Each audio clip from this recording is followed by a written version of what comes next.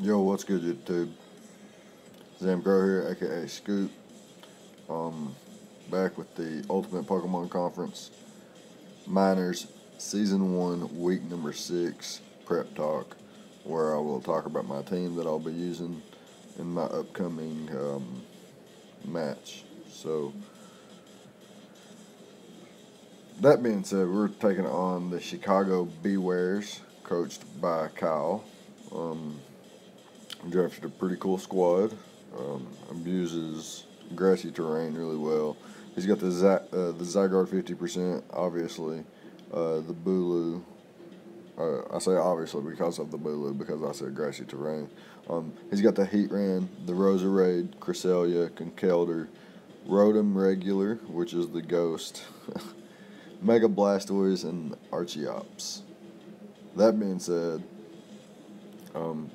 he has some very threatening mons. We have, as always, Landorus, Suicune, Mega Heracross, Thundurus Incarnate, Bronzong, Decidueye, Hydreigon, Weezing, Ditto, and the Granbull. But as you can see on screen, we opt to bring the Landorus, Suicune, Thundurus Incarnate, Bronzong, Hydreigon, and the Weezing, and I'm about to explain why. So I've got this Landorus here, which is nice and defensive. It's got a little bit of speed there. Leftovers, just to get that HP back. Stealth Rock, because Stealth Rock are very important. They're the difference in some seriously needed OHKOs and 2-hit KOs and whatnot. I'm running a special set this week because my Earthquake is weakened by grassy terrain, whereas Earth Power still does the same amount of damage. Sludge, and just generally running a special attack. Not a special attack boost in nature, but special attacking Landorus is good this week because Sludge Wave and Hidden Power Ice do a lot more damage this way. Earth Power, like I said, still knocks the Heatran for a loop. Does decent damage to everything else as well. Sludge Wave, obviously, for the Bulu, and the Hidden Power Ice, obviously, for the Zygarde 50%. And yeah, like I said, Stealth Rock is just generally nice for the chip, but majorly, for the guarantee OHKOs and 2-hit KOs on certain things from my other mons. Running quite a defensive team this week, but like I said, always got to have some offensive threats. So rocks and this defensive Landorus will help wear down some of his fatter things, as well as the only thing I don't like about this is what Cresselia can come in and do and abuse me and potentially set up on me and whatnot. Of course, I do have the Hydreigon and the Bronzong and the Thundurus to nasty plot, to try to counteract any kind of weird setup he might want to do. Could be dangerous. But other than Cresselia and like an Assault Vest Conkeldurr and maybe like a really, really fat Blastoise, and I guess Rotom, everything else doesn't really want to take a hit and take damage and chip damage from this, and nothing can really knock me out in one hit unless he's like Life Orb, Hidden Power Ice, Roserade, or like a Hidden Power Ice Heatran with like Life Orb or Choice Specs or something like that, or like a Mega Blastoise Max Special Attack Hydro Pump or something, or an Ice Beam even. So yeah, that's that. But next up, I'm going to bring Suicune, and it seems like a weird bring this week since he does have the Bulu and the Roserade, but and the Rotom even, and Blastoise even.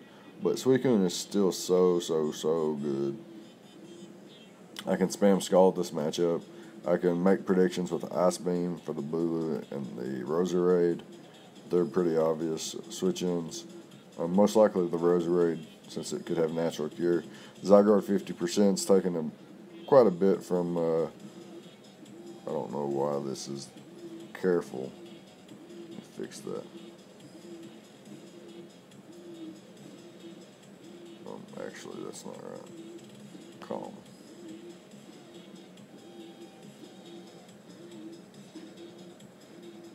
There we go. Got confused for a second. Anyways, so Scald and Ice Beam's literally the only coverage I need, basically ever. Hits everything except the Blastoise, the Mega Blastoise, which doesn't appreciate a burn and can't really do much back to me. And I do have switch-ins to things like Aura Sphere, Dark Pulse, whatever he wants to go for, I can switch accordingly. And eventually gain the upper hand by switching around. Can take a couple hits from Zygarde pretty easily, even if he's choice banned. I can come in, rest, and sleep talk, and work with rolls. Probably in my favor all the time. Heatran can come in on Heatran all the time.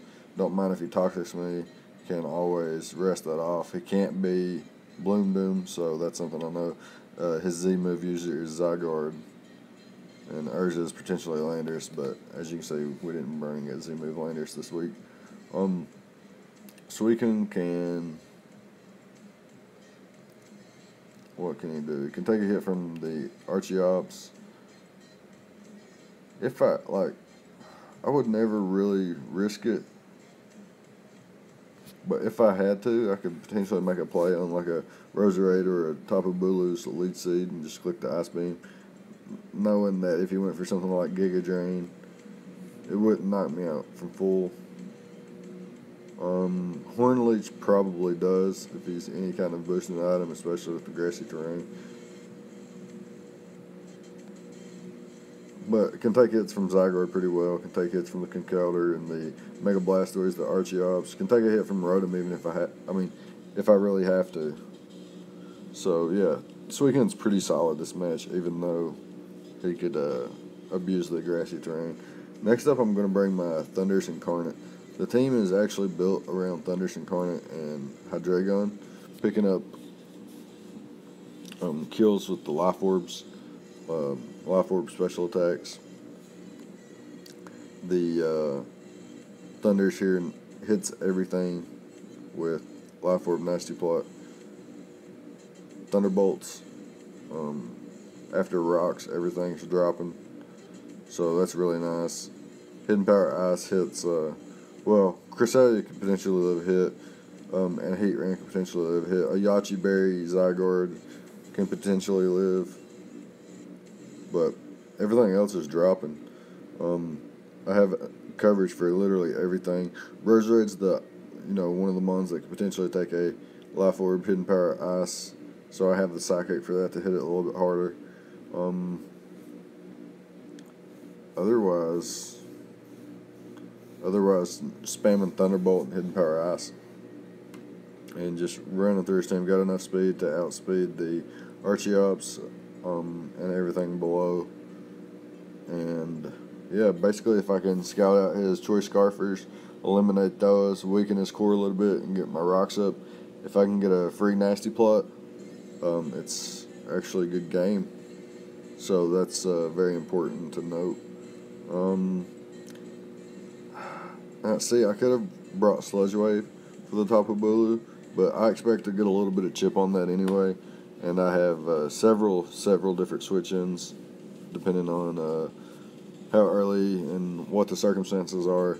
Bronzong, Hydreigon, and Weezing, along with Landers and Suicune to an extent, can pivot around, see if I figure him out, see if he's choice locked, Bulu, if he's choice banned, if he's choice Scarf.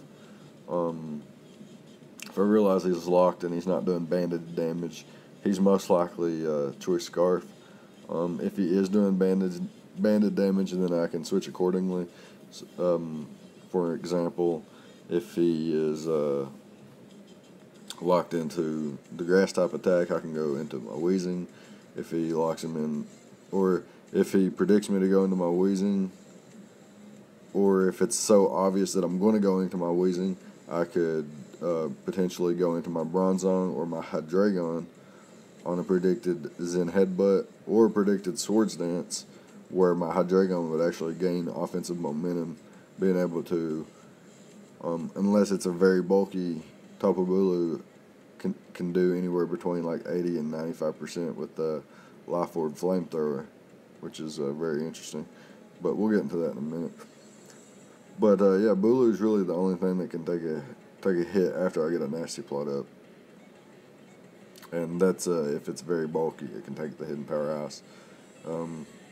Otherwise, it should drop to the Hidden Powerhouse after the rock damage.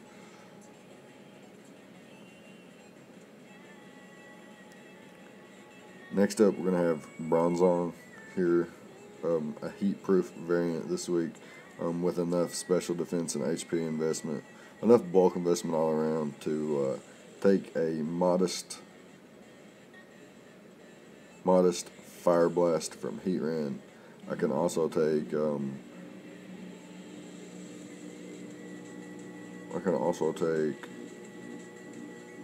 Wood Hammer into Superpower from Tapu Bulu. I can take all kinds of hits from Roserade, even Technician, Life Orb, Hidden Power, Fire, or Dark, or whatever he wants to go for. Can take hits from Cresselia all day, but don't really want to become setup fodder because I can't really damage it back. Conkeldurr, knockoff can't knock me out in one hit unless it's choice banded, in which it's still a roll. Rotom can't knock me out with any one hit, period, even if he's choice specs. Mega Blastoise can't OHKO me, can 2-hit KO me with Dark Pulse. And I think Scald into Dark Pulse is a roll in his favor, in my favor.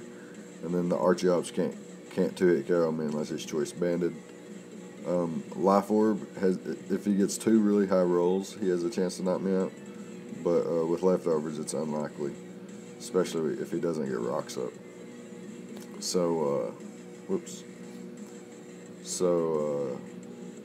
Bronzong is really, really good in this matchup.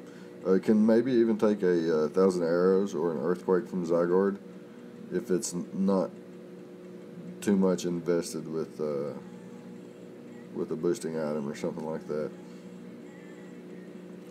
Not in my favor, but potentially. You never know. Next up is my secondary offensive mon this week is going to be a Life Orb Hydreigon with Dark Pulse and Dragon Pulse dual stab, Flamethrower, and Earth Power. Flamethrower hits the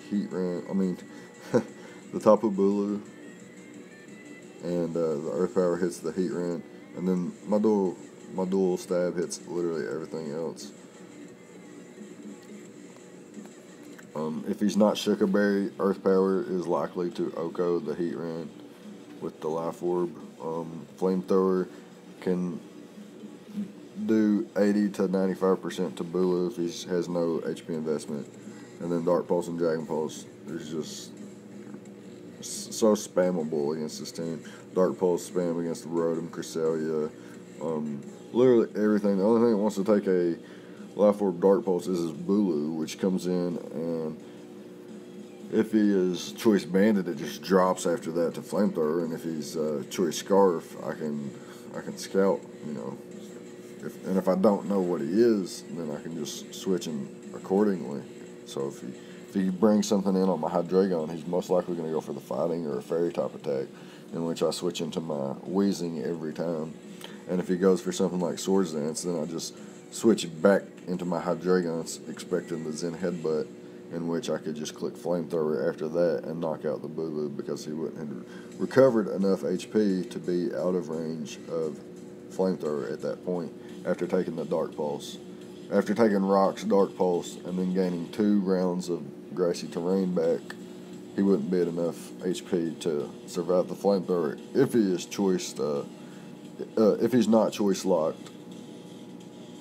That is, that's how it would go. If he did the Swords Dance, that's how it would go. That's how I envision it anyway. Also, if he is choice locked and goes for like a Wood Hammer, and it does a lot to my Hydra because of the grassy terrain and his choice band. And then I could just switch into my wheezing from there, or my bronzong if I need my rocks up. And well, actually, bronzong doesn't have my rocks, but I could switch to wheezing, and then predict him to go into his heat ran, then double into my landers, and then get my rocks up that way. So there's ways to get my rocks up. There's ways to get Hydreigon and Thunders in and let them take advantage of whatever's on the field at the time. Next up is Wheezing, and it is max defense because literally it's still taking a hell of a lot from banded wood hammers in the grassy terrain.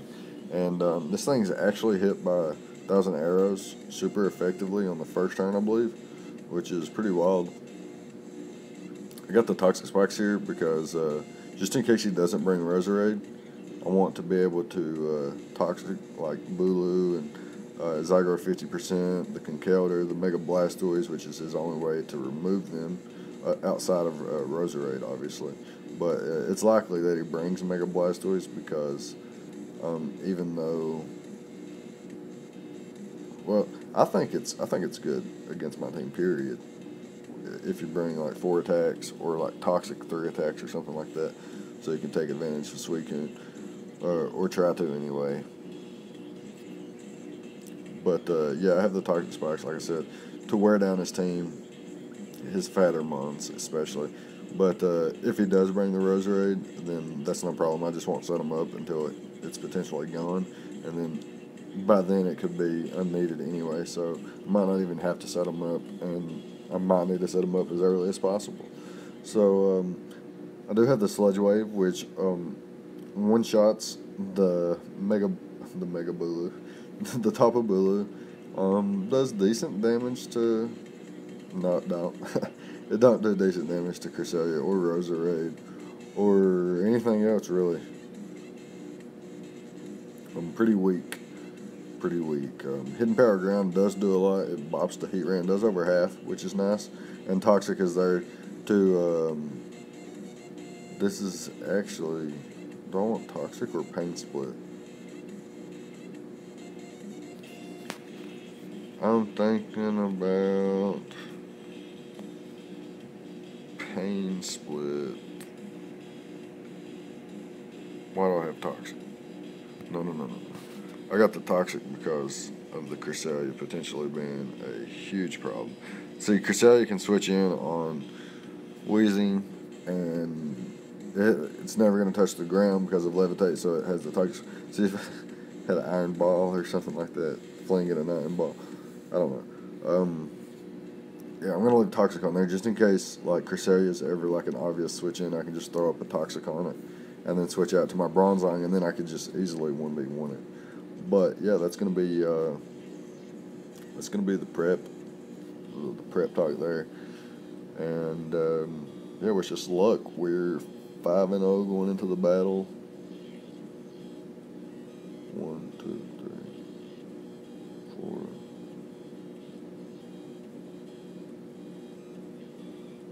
3, 4. 4-0 going into the battle. We're actually going to have this battle before we have our Week 5 battle. Yeah. Alrighty then. So, yeah. I'll see you guys next time. Let me know what you thought about the prep. Let me know what you did differently and all that stuff, and I'll see you guys next time. Thank you for watching.